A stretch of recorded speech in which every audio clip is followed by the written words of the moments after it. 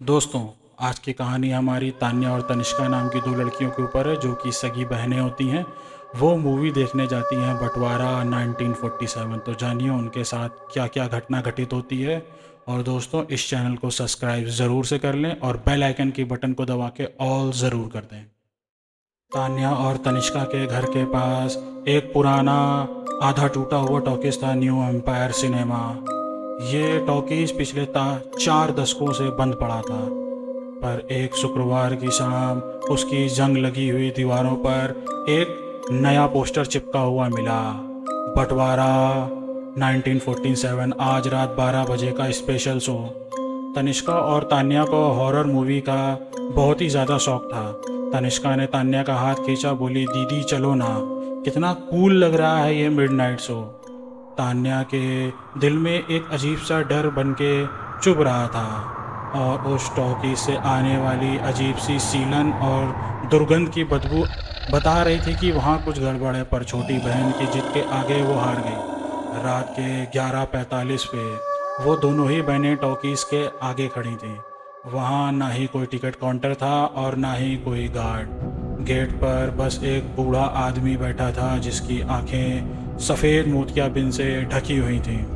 उसने उन दोनों के तरफ बिना देखे हुए 2 काले टिकट बढ़ा दिए। पेपर पर लिखा हुआ था कि वापसी का कोई टिकट नहीं है। जैसे ही वो अंदर गईं तो ठंडी हवा का एक झोंका उनसे टकराया।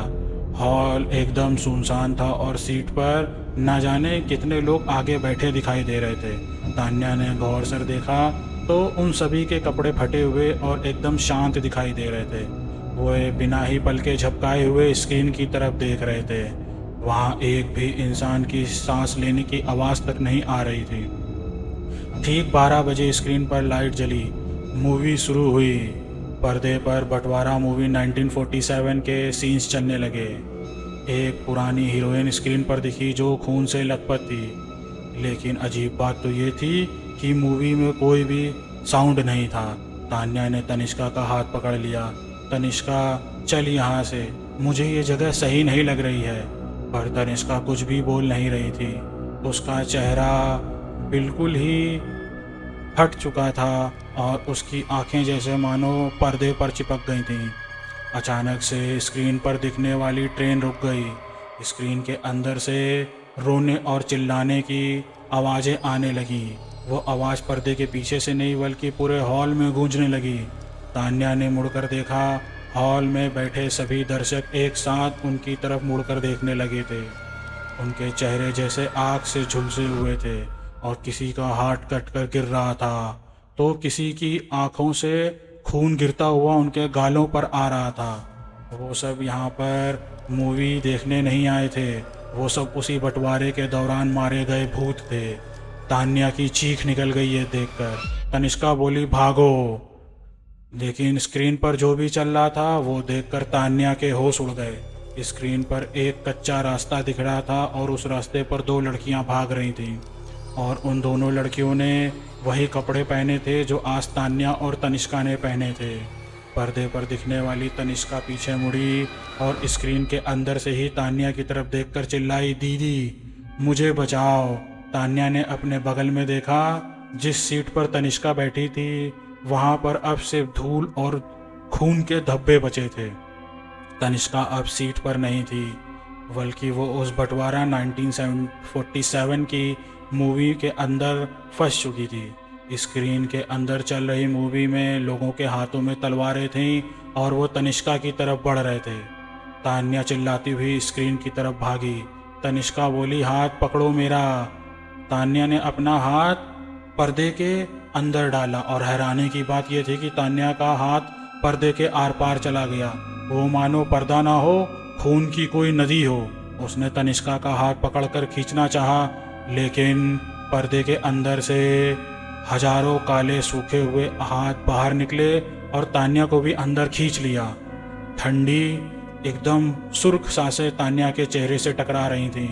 तान्या ने जोर का झटका मारा और अपने आप को पीछे की तरफ फेंका। वो ज़मीन पर गिरी। उसने देखा कि पर्दे पर सब लोग तनिष्का को घेर चुके थे। स्क्रीन पर तनिष्का ने आखिरी बार तान्या की तरफ देखा और उसकी आवाज़ हॉल पर गूंजी, दीदी मुझे मत छुओ। तान्या डर के मारे हॉल के बाहर की तरफ भागी। वो बिना पीछे देखे सड़क पर आई और ज़मीन पर गिरकर बेहोश हो गई। अगली सुबह जब पुलिस और गांव के लोग तान्या को होश में लाए तो तान्या चीखती हुई उस हॉल की तरफ भागी, लेकिन वहाँ एम्पायर सिनेमा की जगह एक पुराना खंडहर बन चुका धान का खेत था, जहाँ 57 सालों से कोई भी इमारत ही नहीं थी। पुलिस और गांव के लोगों ने उसकी बात पर कोई भी विश्वास नहीं किया और उसे मानसिक रूप से बीमार समझने लगे।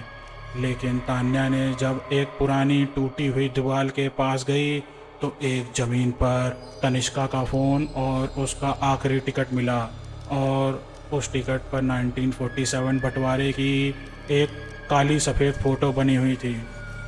और उस फोटो में ट्रेन के बाहर खड़ी एक तनिष्का जैसी छोटी लड़की रो रही थी। वो तनिष्का ही थी जो कि उस खूनी शो में हमेशा हमेशा के लिए फंस चुकी थी। तो दोस्तों, आपको हमारी ये कहानी कैसी लगी कमेंट में ज़रूर बताएं, और इस चैनल को सब्सक्राइब करना बिल्कुल भी मत भूलिएगा और बेल आइकन की बटन को दबा के ऑल ज़रूर से कर दीजिएगा।